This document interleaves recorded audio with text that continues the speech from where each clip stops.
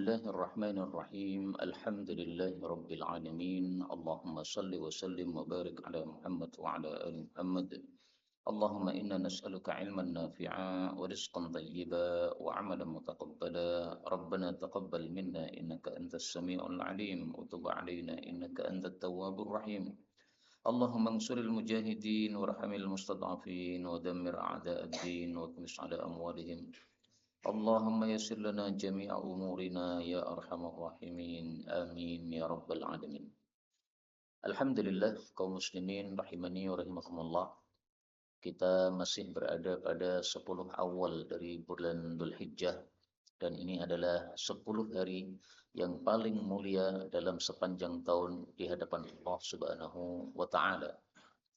Karena itu pada malam ini kita tidak akan membahas Sunan Tirmidzi seperti biasa, tetapi kita akan membahas apa yang berkaitan dengan korban Idul Adha. Tapi sebelumnya saya ingin menyampaikan dua hal. Yang pertama, sabda Nabi Sallallahu Alaihi Wasallam tentang 10 hari awal Dzulhijjah.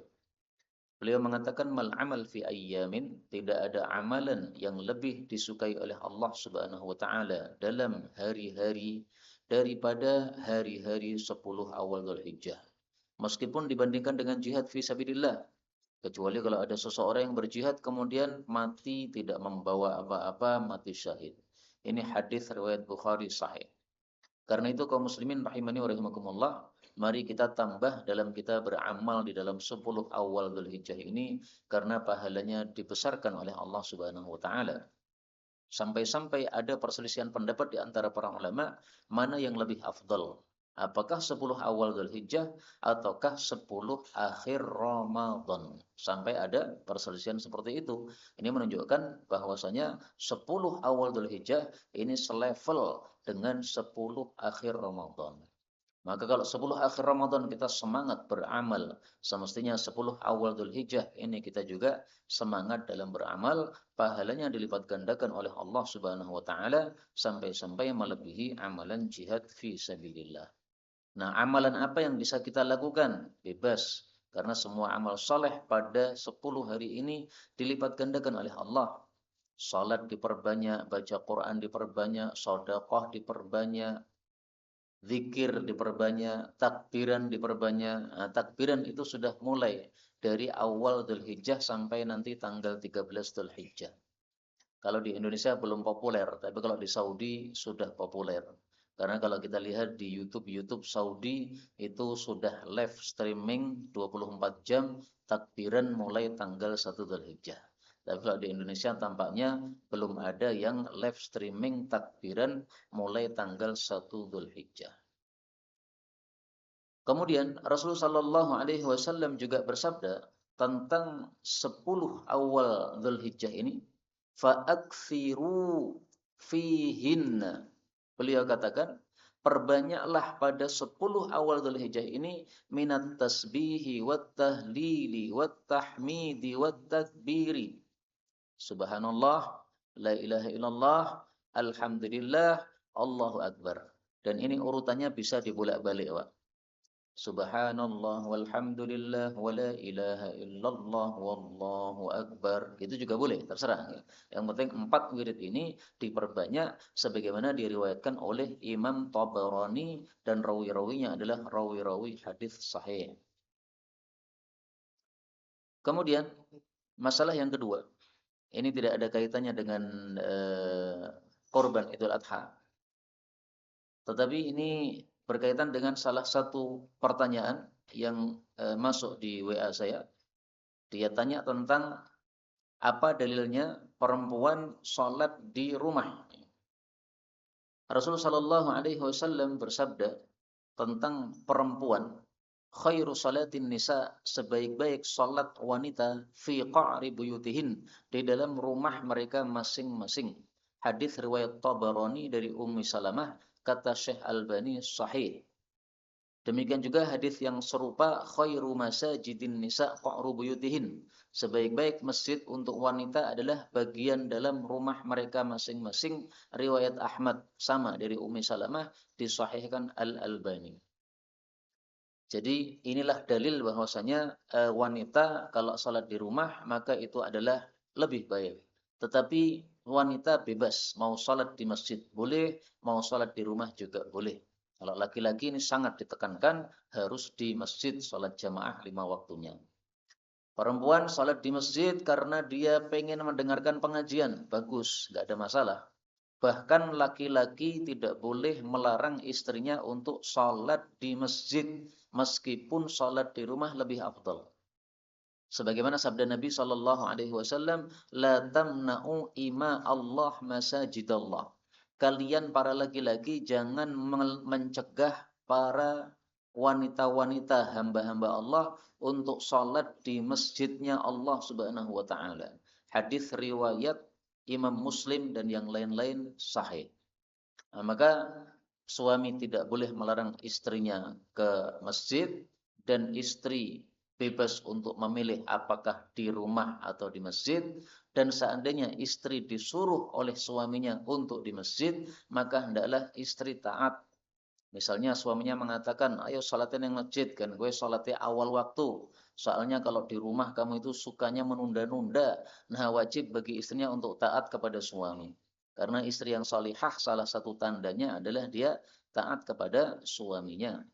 Sebagaimana sabda Nabi Shallallahu Alaihi Wasallam kepada seorang perempuan, ungduri aina anti minhu, perhatikan wahai kamu istri, bagaimana posisi kamu terhadap suami, fa innama huwa jannatuki wa naruki. Tiada lain suamimu adalah surgamu atau nerakamu. Artinya kalau taat surga, kalau tidak taat neraka. Nauzubillahi min syarri dzalik. Ini hadis riwayat Tabarani sahih. Tapi tentu saja tidak boleh taat kepada suami kalau diperintahkan perkara-perkara yang maksiat. Ini dua mukadimah yang ingin saya sampaikan. Sekarang kita lanjutkan membaca hadis-hadis tentang kurban Idul Adha. Yang pada pertemuan yang lalu sudah kita bahas kitab Mishkatul Masabih karya At-Tibrizi. Maka sekarang juga kita lanjutkan kitab Mishkatul Masabih karya At-Tibrizi. Kemarin pada pasal yang pertama, sekarang kita lanjutkan pada pasal yang kedua. Masih ingat nggih? Kitab ini dibagi ada 3 pasal setiap babnya. Pasal pertama itu hadisnya yang sahihnya muttafaqun alaih. Pasal yang kedua itu yang hadis sahihnya lebih rendah lagi, yang riwayat Abu Daud dan sebagainya.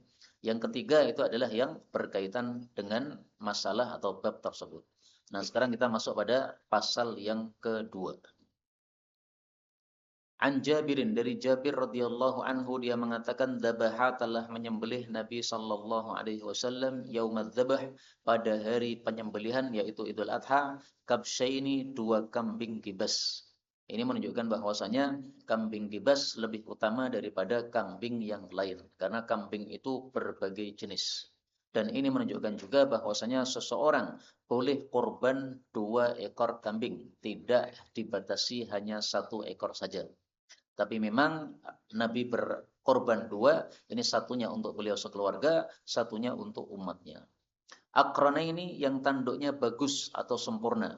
Ini menunjukkan bahwasanya tanduk sempurna lebih afdal, meskipun kalau seandainya tanpa tanduk pun sah, karena tidak ada manusia yang makan tanduk binatang.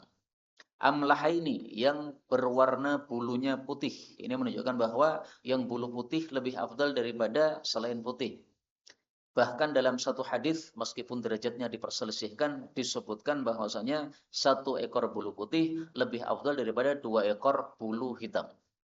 Kemudian muja'aini, kambingnya ini sudah dipangkas buah pelirnya atau sudah dikebiri. Nah, ini menunjukkan bahwasanya hewan dikebiri ini sah untuk dikurbankan. Karena itu sanglir pun juga sah untuk dikorbankan. Karena sanglir itu berarti sudah berkurang 1 buah pelirnya, tinggal 1. Nah, kalau 2 buah kurang saja sah, berarti 1 buah kurang juga lebih sah.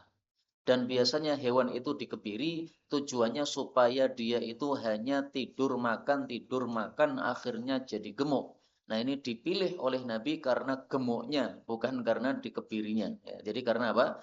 Gemuknya tersebut. Falamma wajjahahuma, tatkala beliau menghadapkan kedua hewan tadi ke arah kiblat, qala, beliau membaca doa. Nah, ini menunjukkan bahwa disunnahkan untuk dihadapkan ke arah kiblat ketika menyembelih. Yang menghadap kiblat siapa? Dua-duanya. Hewannya dihadapkan ke arah kiblat, penyembelihnya juga menghadap ke arah kiblat. Tapi ini hanya sunnah. Karena pernah kejadian sebagian teman itu ingin menggulingkan sapi ke arah kiblat, ternyata sapinya susah digulingkan, Pak. Akhirnya menghadapnya ke arah selain kiblat. Nah, maka kalau seandainya susah untuk dihadapkan ke arah kiblat, nggak ada masalah ke arah manapun, fathamma wajhullah, dimanapun kita bisa menghadap kepada Allah Subhanahu wa Ta'ala. Kemudian beliau membaca doa, doanya panjang, Pak. Nah, doa yang panjang ini derajat hadisnya diperselisihkan oleh para ulama. Ada yang mensahihkan, ada yang mendhaifkan. Dalam kitab Mishkatul Masabih ini disebut kata-kata dhaif. Ini penilaian dari Syekh Albani ya. Tapi ada juga yang mensahihkan. Nah, doanya adalah pertama doa taujih.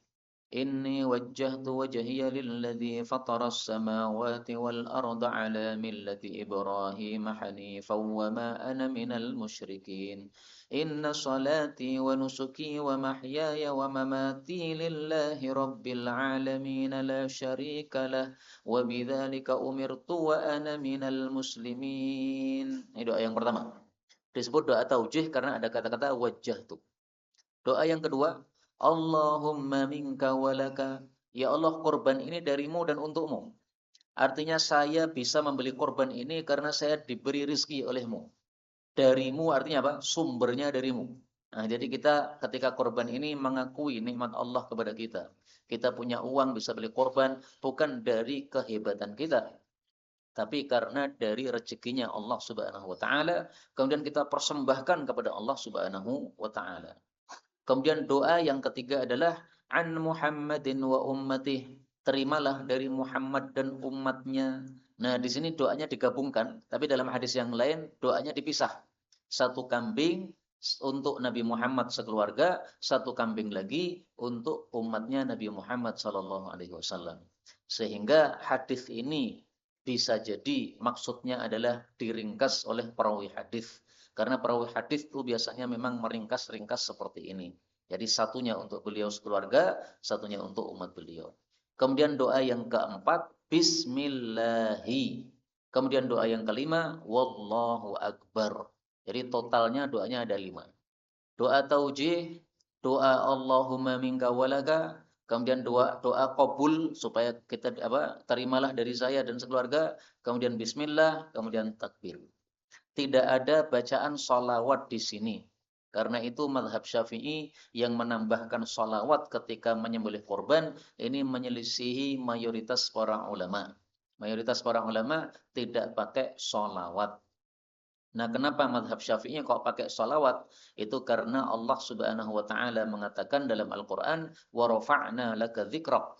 Kami tinggikan namamu wahai Nabi Muhammad sallallahu alaihi wasallam.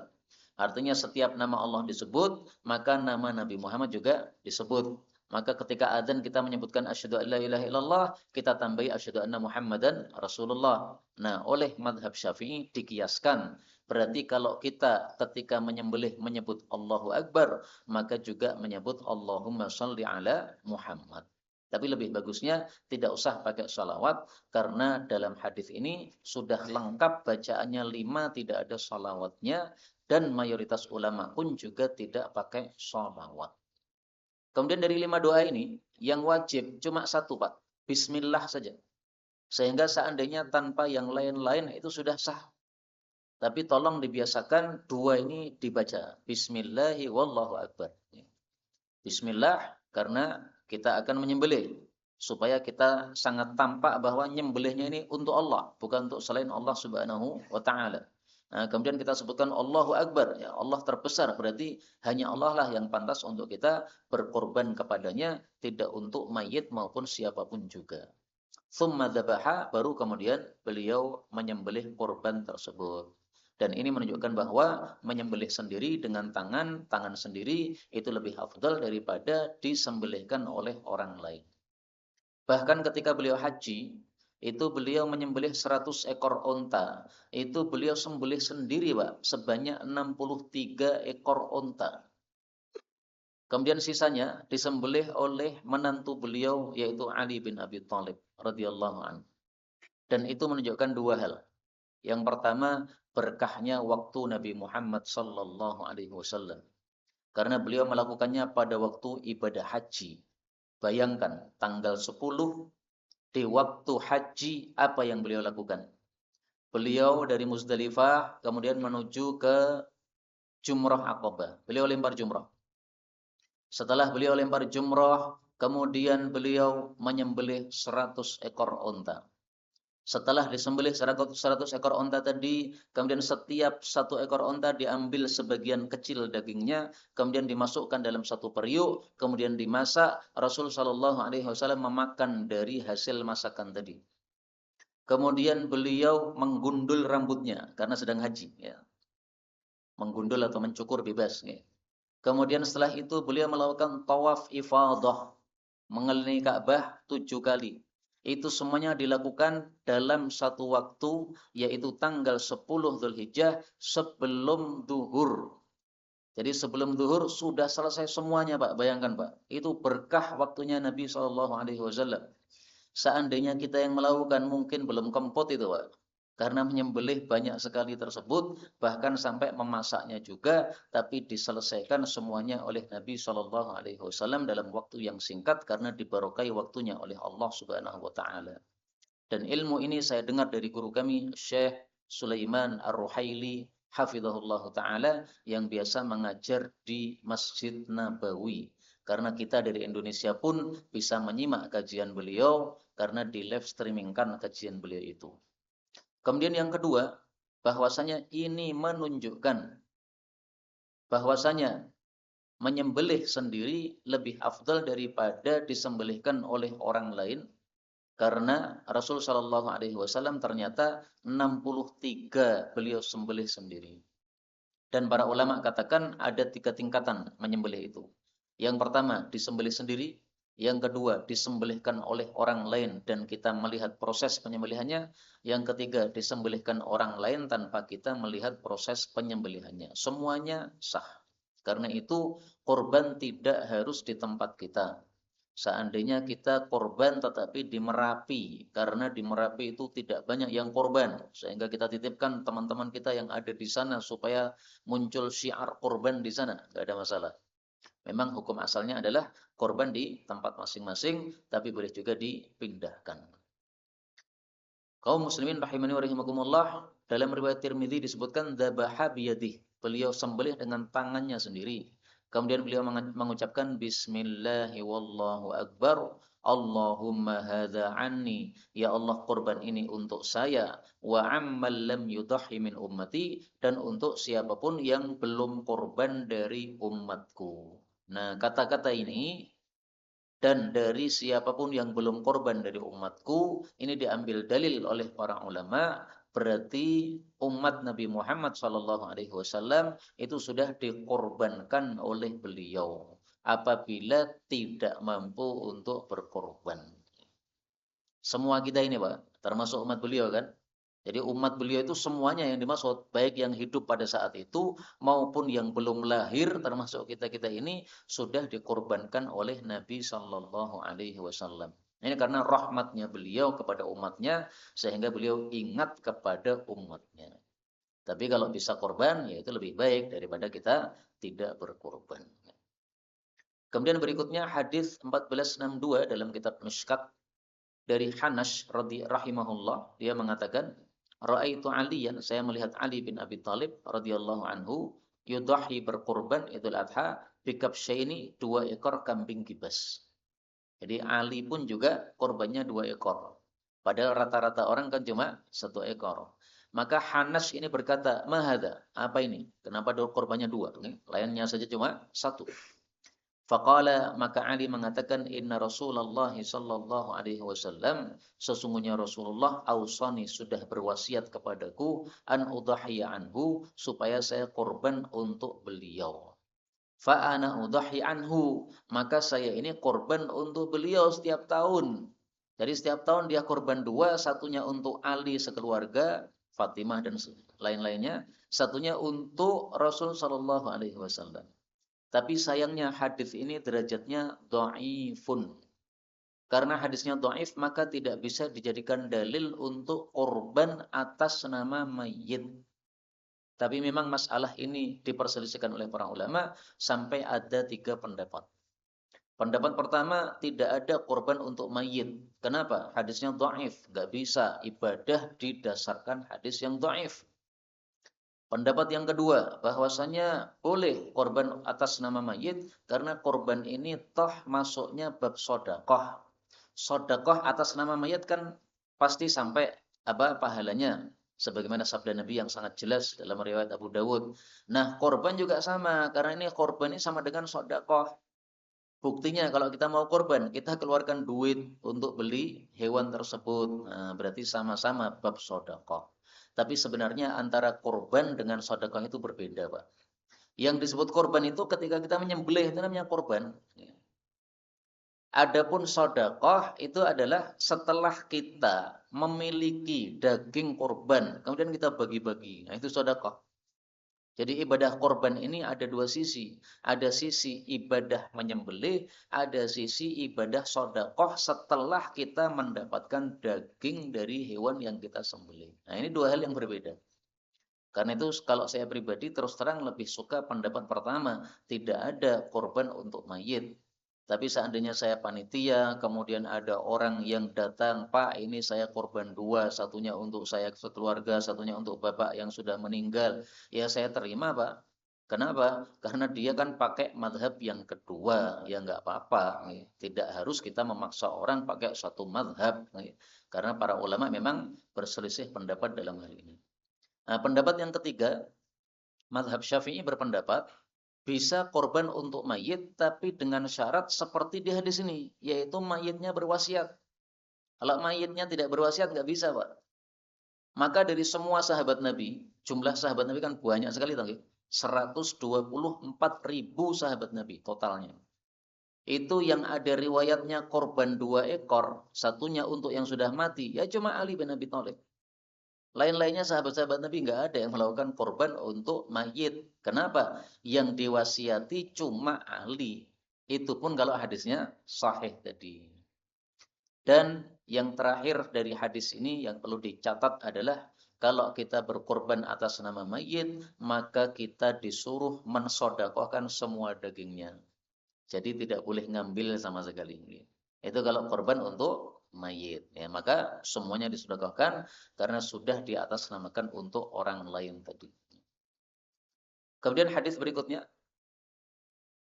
1463 dari Ali radhiyallahu anhu berkata, Amarona telah menyuruh kami Rasulullah sallallahu alaihi wasallam an nastashrifa supaya kita meneliti, memeriksa 2 bagian dari binatang.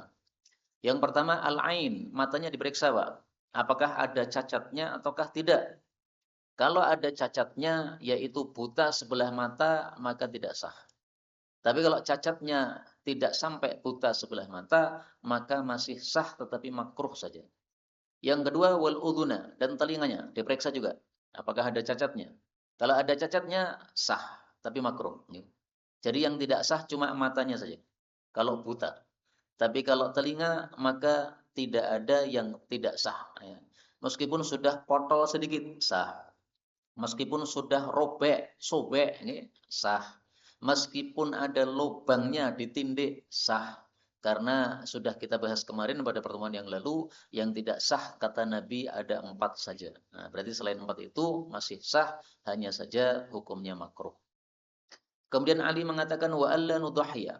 Kami diperintah supaya tidak berkorban bi muqabalatin. Kambing yang muqabalah yaitu yang telinganya cacat dari arah depan, dirobek dari depan. Wala mudabarah, tidak pula yang dirobek dari arah belakang. Wala syarqa, tidak pula yang terbelah telinganya. Wala kharqa, tidak pula yang terlobang telinganya. Nah, ini semuanya larangan untuk tidak korban dengan ini hanya makruh, bukan sampai haram. Ya. Adapun yang haram atau yang tidak sah, itu adalah yang 4 yang kemarin sudah kita bahas pada pertemuan yang lalu. Dan hadis ini pun derajatnya diperselisihkan ulama, ada yang mengatakan sahih, ada yang mengatakan dhaif.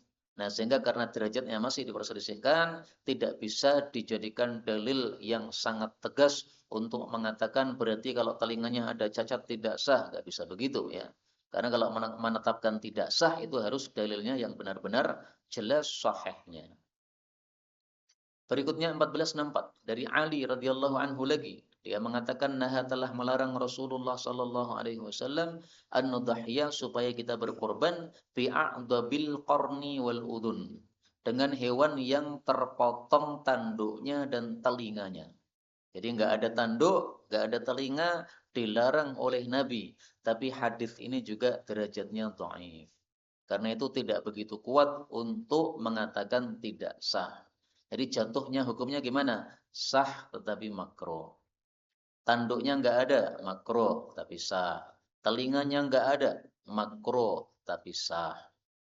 Dan telinganya nggak ada itu kan tidak mengurangi daging binatang, Pak. Kecuali cuma sedikit. Ya. Karena telinga itu kan nggak ada dagingnya sebenarnya. Ya. Kalaupun ada ya kecil-kecil atau dikit-dikit aja. Ya. Tidak banyak apa daging pada telinga tersebut. Ya. Sehingga ini tidak ada telinga seperti ini tidak menyebabkan menjadi tidak sahnya binatang. Berikutnya 1465 dari Bara' bin Azib radhiyallahu anhu bahwasanya Rasul sallallahu alaihi wasallam suila ditanya, "Madza yuttaqa?" Apa yang harus dihindari minad duhaya untuk korban Idul Adha? Fa asyara bi yadihi faqala. Maka beliau menunjuk dengan jarinya sambil bersabda. Nah, menunjuknya 4 begini, Pak. Berarti ini menunjukkan bahwa yang tidak sah cuma 4 ini. Karena seandainya ada yang tidak sah selain 4, tidak mungkin Nabi tidak menjelaskan, padahal ini sedang ditanya oleh orang apa yang harus dihindari. Maka beliau katakan arba'an, ada 4. Al-arja, yang pincang. Al-bayyin dhul'uha, yang pincangnya jelas. Nah, berarti harus jelas, Pak. Kalau tidak jelas maka masih sah. Seperti kemarin ada teman saya bertanya, ini saya punya kambing, berjalannya tidak pincang, tapi berjalannya aneh. Anehnya gimana? Kakinya jegrak begini, ke samping. Nah, maka jalannya tidak seperti yang lain. Tapi tidak pincang. Dan larinya cepat. Sama dengan yang lain-lain yang sehat. Apakah sah atau tidak? Saya katakan sah. Karena tidak pincang. Karena orang-orang ragu-ragu, kisah pora kok beda karo liyane. Nah, sah karena apa? Itu bukan cacat yang disebutkan dalam hadis ini. Kemudian wal aura dan yang buta sebelah mata al bayyin awaruha, yang jelas butanya tadi. Jadi kalau cuma tidak tampak apa dengan jelas matanya, tidak sampai buta nih. Sok ketok sok ora, nah, itu masih sah. Tapi kalau jelas-jelas buta, nah ini adalah tidak sah. Jelas-jelas buta berarti kan tidak bisa melihat ya. Itu kalau satu matanya ya, kalau dua matanya lebih tidak sah lagi. Kemudian wal maridah, yang sakit al bayyin maraduha, yang jelas sakitnya. Yang keempat wal ajfa, dan yang kurus allati la tungqi, yang tidak punya sumsum. Nah, maka 4 ini bisa kita ingat-ingat, satu atas, satu bawah, dua tengah. Atas yaitu buta sebelah mata. Bawah yaitu pincang kakinya. Kemudian tengahnya yaitu badannya sakit atau dia kurus. Ya, maka 4 inilah yang tidak sah. Ini hadis riwayat Imam Malik dan yang lain-lain, derajatnya sahih. Tapi saya jujur, Pak, masalah ini memang khilafiyah. Sebagian ulama berpendapat bahwasanya cacat apapun apabila mengurangi daging dari binatang, meskipun daging yang sangat sedikit seperti telinga tadi ya, itu tidak sah. Sehingga kalau tanpa telinga tidak sah. Ada yang berpendapat begitu ya. Tapi lebih suka kita mengikuti pendapat yang mengatakan sah tetapi makruh untuk menggabungkan dua dalil tadi ya. Karena kalau kita mengatakan tidak sah, berarti seolah-olah kita membuang hadis yang ini tadi, yang membatasi hanya 4 saja ya. Nabi aja membatasi 4, tiba-tiba Anda kok menambah lebih dari 4. Berikutnya 1466 dari Abu Sa'id radhiyallahu anhu berkata, adalah Rasul sallallahu alaihi wasallam yudhahi, biasanya berkorban bikabshin, dengan seekor kambing kibas. Ini menunjukkan bahwasanya Nabi setiap korban Idul Adha lebih seringnya korbannya kambing kibas, bukan sapi, bukan unta. Adapun unta yang diceritakan tadi 100 ekor itu pada waktu haji. Adapun ketika beliau di Madinah, maka selalunya kambing kibas. Makanya mazhab Maliki berpendapat lebih utama seekor kambing daripada seekor sapi. Apalagi hanya sepertujuhnya sapi. Ya. Tapi itu lebih utama dari sisi jenisnya, yaitu jenis kambing. Kalau dari sisi harganya, tentu saja yang lebih utama adalah yang lebih mahal. Saya beli kambing 1 juta misalnya, panjenengan beli sepertujuh sapi 3,5 juta. Ya lebih utama panjenengan dari sisi harganya. Pahalanya lebih banyak dari sisi harganya tadi, karena panjenengan mengeluarkan lebih banyak. Akrona, yang dia itu tanduknya bagus atau sempurna. Fahilin, yang dia itu pejantan yang sempurna. Pejantan sempurna maksudnya gimana? Maksudnya masih ada 2 buah pelirnya. Jadi Nabi pernah korban dengan 2. Ada yang pertama itu yang sudah diambil buah pelirnya, yang sudah dikebiri. Ada yang kedua itu adalah yang masih sempurna 2 buah pelirnya.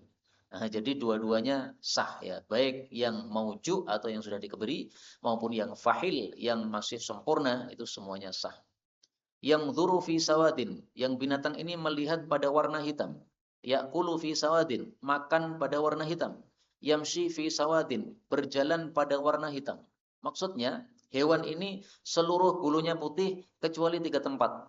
Bagian matanya ada warna hitamnya, bagian mulutnya ada warna hitamnya, bagian kakinya ada warna hitamnya. Ini riwayat Abu Dawud dan yang lain-lain sahih. Dalam riwayat yang lain, warna hitamnya di 3 tempat, tapi bukan di sini tadi. 1 di mata, sama. 2 di perut, 3 di kaki. Nah, berarti tidak ada di bagian mulutnya. Ya. Kalau di sini, pada bagian mulutnya. Nah, ini bisa jadi sesekali beliau berkorban yang gambaran pertama tadi, sesekali beliau berkorban yang gambaran kedua tadi. Ringkasnya dari hadis ini diambil pelajaran bahwa yang bulunya putih itu lebih diutamakan daripada yang selainnya. Maka Nabi memilih yang bulunya putih tadi. Berikutnya 1467 dari Mujasyi' dari Bani Sulaim bahwasanya Rasul sallallahu alaihi wasallam bersabda, "Innal jada'a, sesungguhnya jada'ah yufi mimma yufi minhu tsani." Sempurna sebagaimana sempurnanya binatang yang sudah poel. Hadis riwayat Abu Dawud sahih. Maksud hadis ini adalah bahwasanya khusus untuk domba termasuk gembel, maka ini mendapatkan keringanan hukum yaitu usia jadaah 6 bulan sudah sah untuk kurban Idul Adha secara sempurna.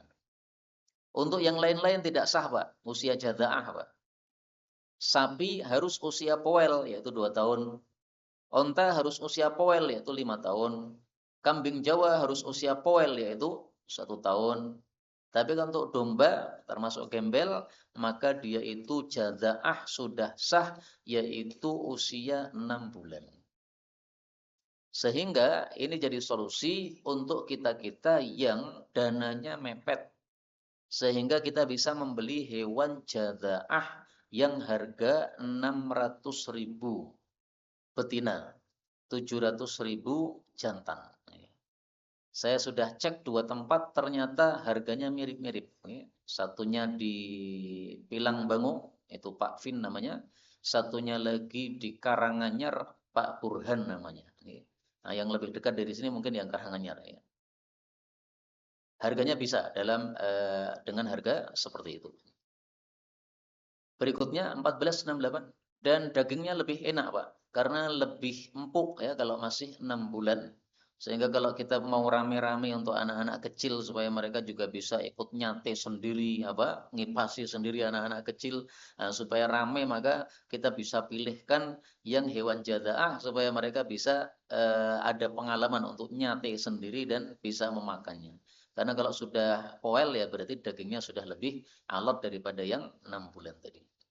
Tapi dipastikan harus yang domba ya. Kalau yang tidak domba maka belum sah. Berikutnya 1468 dari Abu Hurairah radhiyallahu anhu berkata, saya mendengar Rasul sallallahu alaihi wasallam bersabda, nikmat sebaik-baik al-udhiyah korban Idul Adha adalah al-jada'u minad dhani. Domba yang jadaah usia 6 bulan tadi itu malah sebaik-baik korban Tapi sayangnya hadisnya dhaif. Seandainya hadisnya sahih, ya saya kurbannya jaza'ah terus, Pak, ya. Karena itu sebaik-baik kurban. Ya. Tapi kata-kata sebaik-baik ini kadang-kadang maksudnya tidak seperti yang kita paham. Kadang-kadang gini, ketika ada orang jualan domba jaza'ah, kemudian tidak laku, maka Nabi kasihan kepada penjualnya ini. Ini kasihan sekali sahabat saya jualan domba nggak ada yang beli karena belum well, karena masih 6 bulan. Nah, untuk menghasung para jamaah supaya membeli, maka Nabi kemudian mengatakan sebaik-baik korban Idul Adha adalah jaza'ah ini. Nah, akhirnya para sahabat Pak rame-rame beli. Nah, bisa jadi seperti itu, Pak. Sehingga kata-kata sebaik-baik itu tidak seperti bahasa kita orang Indonesia, sebaik-baik itu berarti nomor satu, paling top. Enggak begitu. Kata-kata nikmat, ya, ini sesuai dengan situasi ucapan. Karena Nabi pernah bersabda gini, masuk rumah kemudian tanya, ada lauk enggak? Enggak ada lauk ya Rasul, adanya cuka. Maka beliau mengatakan, ni'mal idam al-khal. Sebaik-baik lauk adalah cuka. Nah, itu jangan disalahpahami, Pak. Oh, berarti coka itu mengalahkan daging. Coka itu mengalahkan telur. Nah, salah paham nanti kita. Nabi mengatakan sebaik-baik lauk adalah coka karena adanya coka. Jadi maksudnya Nabi adalah rapopo coka, yang penting yang ada apa kita kita santap saja. Jadi Rasulullah itu kalau makan tidak takalluf, tidak memaksa diri, apa yang ada itulah yang beliau makan. Demikian juga kalau beliau pakai pakaian juga begitu. Apa yang ada itu yang dipakai oleh Rasulullah sallallahu alaihi wasallam. Maka gambarannya perkataan sebaik-baik ini adalah misalnya kita masuk rumah, biasanya ada telur atau daging, tiba-tiba habis uangnya, tinggal ada uang untuk beli karak, Pak. Nah, kita mengatakan sebaik-baik lauk adalah karak. Nah, kemudian kita makan karak. Itu bukan berarti karak mengalahkan telur dan sebagainya, bukan ya. Tapi karena kita memuji apa yang ada yang disiapkan oleh Allah Subhanahu wa taala. Adapun secara praktik, itu Ummi Salamah istri Nabi Shallallahu Alaihi Wasallam itu yang konon paling sering korbannya korban jadaah domba usia 6 bulan. Nah, apa sebabnya Ummi Salamah istri Nabi kok pilih jadaah? Itu saya tidak tahu. Bisa jadi karena apa? Dia sudah tua sehingga maunya daging yang empuk ataupun dengan sebab-sebab yang lain. Wallahu a'lam. Berikutnya 1469. Dari Ibnu Abbas radhiyallahu anhuma dia mengatakan, "Kunna adalah kami dulu ma'a Rasulillah bersama Nabi sallallahu alaihi wasallam fi safarin, dalam satu safar." Nah, perhatikan kalimatnya, Pak. Safar berarti perjalanan jauh, tidak sedang berada di rumah. Ternyata fahadharul adha, datanglah kurban Idul Adha, hari raya Idul Adha. Fashtarakna, maka kami berserikat fil baqarati sab'atun, satu sapi untuk 7 orang, wa fil ba'iri asyaratun, satu unta untuk 10 orang. Hadis riwayat Tirmidzi, derajatnya hasan atau sahih. Ini menunjukkan dua hal. Pertama, bahwasanya meskipun fi safarin, di dalam safar tetap disyariatkan kurban Idul Adha. Jadi panjenengan misalnya sedang pergi ke Jawa Timur, karena di sana ada kerabat yang meninggal. Ternyata di sana panjenengan tinggal lama karena dibutuhkan di sana. Kemudian melewati hari raya Idul Adha, maka korban di sana disyariatkan. Karena sebagian mazhab berpendapat korban Idul Adha itu khusus yang mukim. Yang musafir tidak ada korban Idul Adha. Nah, itu pendapatnya lemah karena bertentangan dengan praktek para sahabat Nabi Shallallahu Alaihi Wasallam. Pendapat siapa mengatakan begitu? Itu pendapat madhab Hanafi. Lah kenapa madhab Hanafi berpendapat seperti itu? Mungkin karena mereka belum baca hadis ini, Pak. Karena madhab Hanafi itu dibangun oleh Imam Abu Hanifah. Abu Hanifah itu tinggalnya di Kufah. Kufah itu jauh dari kota Madinah. Sumbernya hadis Nabi kan di kota Madinah. Sehingga kalau orang tinggal di Madinah itu sering dengar hadis. Karena kalau masuk ke Masjid Nabawi pasti ada pengajian. Hadis-hadis Nabi dibacakan, ya. Tinggal di Mekah masih mending, ya, karena Mekah Madinah itu jaraknya cuma 7 hari perjalanan onta. Sehingga masih banyak hadis-hadis Nabi disampaikan di Mekah. Tapi kalau di Kufah, itu sedikit sekali hadis Nabi disampaikan. Akhirnya seringkali pendapat mazhab Hanafi tidak sesuai dengan hadis Nabi Shallallahu Alaihi Wasallam. Karena itu Kalau kita mengetahui ada pendapat dalam madhab ternyata berbeda dengan hadis yang sahih, silahkan dipilih hadis yang sahihnya. Jadi kita itu tidak harus mengikuti madhab Syafi'i terus 100%, enggak begitu, Pak. Tidak harus mengikuti madhab Hanafi 100%, enggak begitu ya. Karena madhab-madhab ini di masa Nabi enggak ada. Madhab-madhab ini di masa para sahabat enggak ada. Yang dilakukan oleh umat Islam di masa Nabi dan di masa para sahabat apa? Apa sabda Nabi ikuti. Nah, seperti di sini ya, kita dapatkan safar korban. Ya sudah, ikuti, ini hadisnya sahih. Kemudian yang kedua, ini menunjukkan bahwasanya seekor onta bisa untuk 10 orang. Dan ini pendapat menyelisih mayoritas ulama. 4 madhab, semuanya berpendapat bahwasanya onta hanya bisa untuk 7 orang, sama dengan sapi. Tapi hadis ini mengatakan satu onta bisa untuk 10 sapi. Nah, sudah sering-sering saya sampaikan bahwasanya kita tidak wajib mengikuti 4 madhab. Sehingga kalau ada madhab yang lain selain 4 ini, yang penting itu adalah ulama kita, ahlus sunnah wal jamaah, maka bisa kita ikuti kalau memang ada dasar dalilnya seperti contohnya di sini. Dulu ada 80 madhab, tapi lama-lama punah. Dan dari 80 madhab ini yang paling banyak itu 10 madhab. Dari 10 ini sekarang tersisa 4 madhab. Nah, bukan berarti kalau kita memilih selain dari 4 madhab berarti kita sesat. Enggak. Wong itu juga ulama-ulama kita, Pak. Makanya Imam Ishaq bin Rahuya itu ada dulu namanya madhab Ishaq. Tapi sudah punah. Imam Ishaq itu temannya Imam Ahmad, Pak. Imam Ahmad madhabnya masih tersisa sampai sekarang. Madhab Ahmad bin Hambal atau madhab Hambali. Nah, dulu ada madhab Ishaq, tapi udah punah. Karena tidak dilanjutkan oleh murid-muridnya. Nah, Imam Ishaq berpendapat satu onta bisa untuk 10 orang karena hadisnya Ibnu Abbas ini sahih. Dan saya mengikuti pendapat ini dan mudah-mudahan kita besok suatu saat bisa kurban onta karena sudah mulai ada orang yang memelihara onta di Mojokerto tapi harganya masih mahal sekitar 100 juta. Nah, insya Allah kalau populasinya sudah mulai banyak, insya Allah bisa harganya seperti sapi dan kita bisa korban onta sebagaimana di masa Rasulullah Shallallahu Alaihi Wasallam. Amin ya Rabbal Alamin. Penutup satu hadis lagi. Dari Aisyah radhiyallahu anha, Rasulullah sallallahu alaihi wasallam bersabda, "Ma amila ibnu Adam min amalin yauman nahri ahabba ila Allah min ihraqid dam." Tidak ada amalan yang diamalkan oleh manusia pada hari raya Idul Adha yang lebih disukai oleh Allah, yaitu yang lebih besar pahalanya daripada menyembelih binatang kurban. Ini hadisnya meskipun dhaif tetapi maknanya disahihkan oleh para ulama. Kenapa? Karena memang kaedahnya amal paling afdol adalah amal yang dituntut pada waktunya tersebut. Ketika terdengar azan Jumat, apa amal paling afdol? Ibadah Jumat. Pada bulan Ramadan, apa amal paling afdol? Ya puasa Ramadan. Ketika terdengar azan salat 5 waktu, apa amal paling afdol? Ya salat jamaah di masjid. Ketika muncul hari Arafah dan kita sedang melakukan haji, apa amal yang paling afdol? Ya wukuf di Arafah.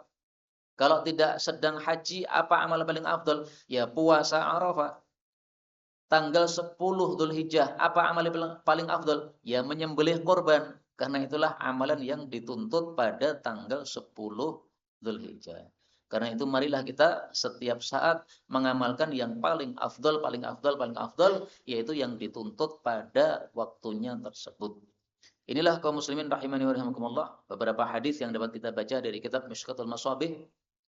Masih ada satu pasal lagi, tapi mungkin pertemuan besok sudah tidak cocok waktunya. Maka kita cukupkan sampai di sini dulu. Wallahu taala alam bissawab.